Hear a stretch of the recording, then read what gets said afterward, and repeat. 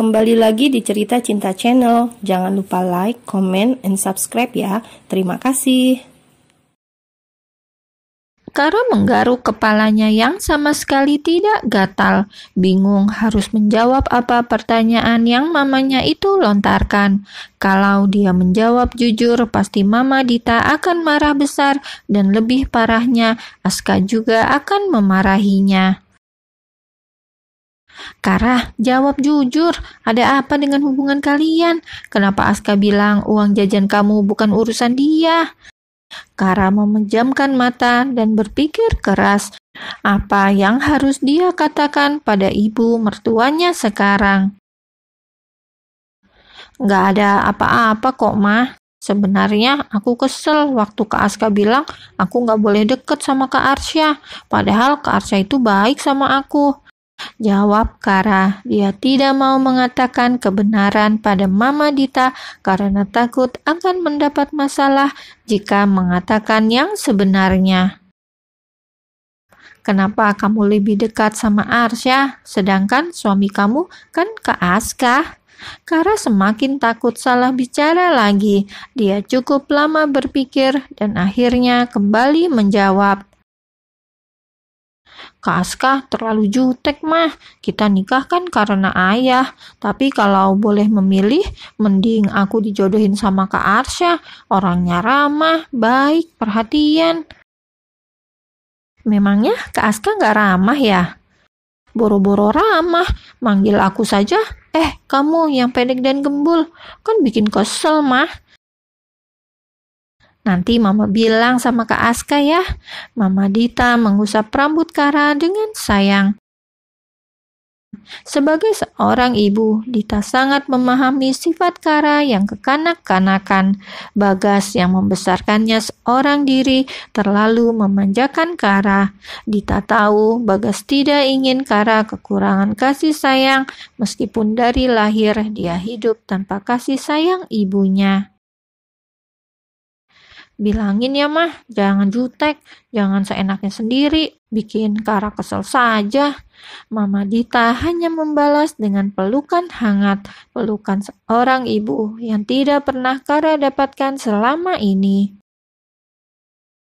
Kara, kamu tahu tidak, seorang istri sama seorang gadis itu berbeda, kata Mama Dita mencoba memberi pemahaman pada menantunya itu.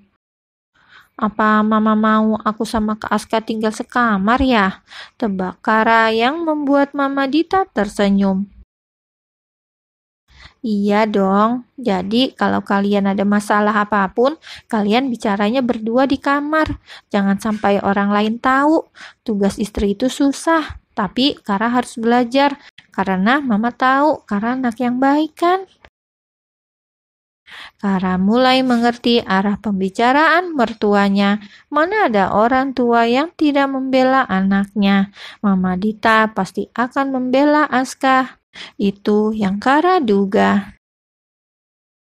Istri itu harus bisa mempertahankan rumah tangganya.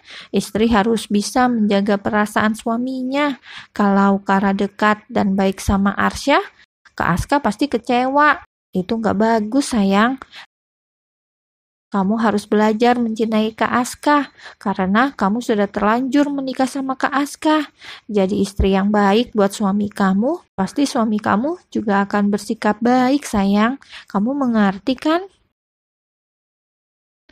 Mama Dita mengurai pelukannya dari tubuh Kara, lalu Mama Dita melihat air mata yang keluar dari sudut mata gadis cantik itu.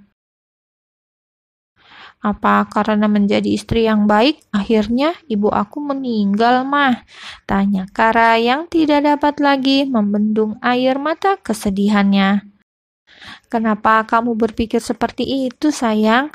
Ibu kamu meninggal karena takdirnya seperti itu. Enggak, Mah. Aku tahu ibu meninggal karena mempertahankan aku supaya tetap hidup. Ibu ingin membuktikan sama ayah bahwa ibu sudah menjadi istri yang baik dan mencintai ayah. Karena ayah dan ibu sudah lama menginginkan anak. Makanya ibu rela mempertaruhkan nyawanya demi melahirkan aku. Iya kan, Mah? Aska baru pulang kerja dengan tubuh lelah dan berharap akan bisa segera mandi dan tidur. Banyak pekerjaan yang harus ia selesaikan. Ditambah lagi, dia harus menjadi dosen pengganti, membuat lelahnya bertambah berkali-kali lipat.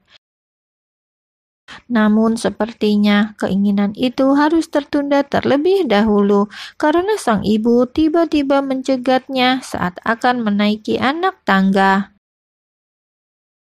"Mama mau bicara sebentar," kata Mama Dita, lalu berjalan menuju meja makan.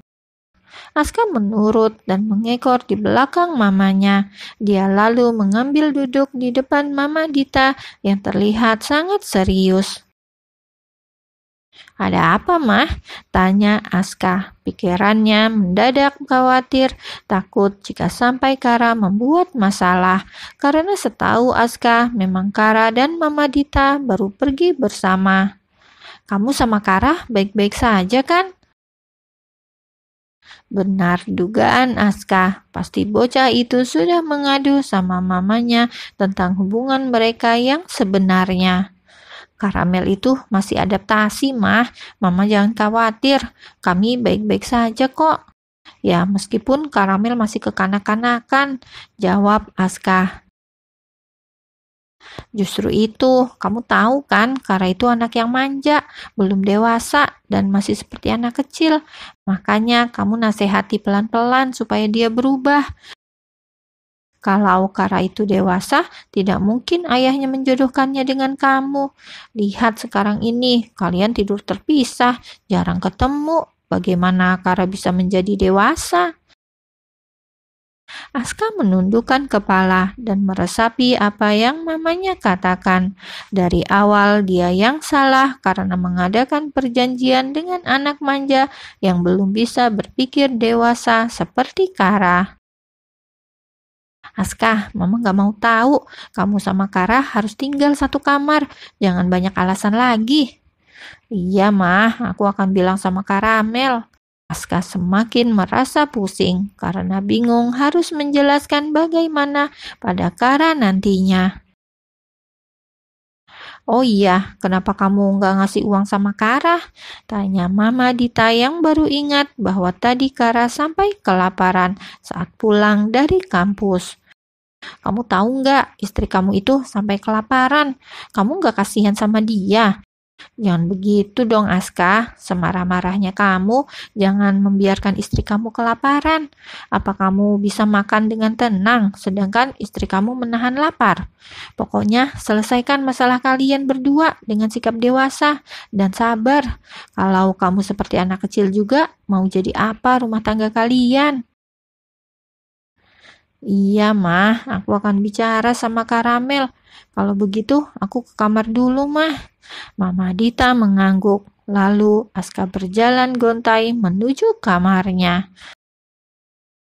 Setelah mandi dan berpikir tenang, Aska menemui Kara di kamarnya. Tapi gadis itu tidak ada di kamarnya. Pintu ke arah balkon yang terbuka membuat Aska tersenyum lalu berjalan mencari Kara yang mungkin berada di balkon. Dugaan Aska memang benar. Dia akhirnya menemukan Kara di balkon kamar, sedang melamun dengan wajah cemberut. Sampai-sampai kehadiran Aska pun tidak disadari Kara. "Orang bilang kalau suka melamun itu bisa bikin kesurupan loh," ucap Aska yang kemudian duduk di samping Kara. Siapa juga yang melamun? Orang lagi mikir," balas Kara masih dengan jutek.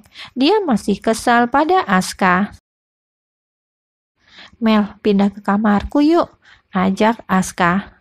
Kara langsung melotot dan ingin menolak dengan tegas, tapi nasihat Mama Dita membuatnya berpikir lagi sebelum menolak. "Sebenarnya kita menikah sampai kapan sih? Sampai selamanya? Kan waktu itu aku sudah bilang sampai papa yakin dan gak ikut campur sama kehidupan pribadi aku lagi," jawab Aska. "Oh, setidaknya sampai aku lulus kuliah kan?" "Iya, itu kamu masih ingat kan?" Mel, bagaimana Papa bisa yakin kalau kita masih tidur terpisah? Kita harus tidur sekamar, Karamel. Tapi aku itu nggak bisa percaya lagi sama Kak Aska. Kakak itu pembohong. Buktinya soal perjanjian kita saja kakak berubah pikiran. Apalagi kalau kita tidur sekamar. Kak Aska pasti membodohi aku lagi karena aku memang bodoh dan gampang dibodohi. Nggak usah khawatir, Mel.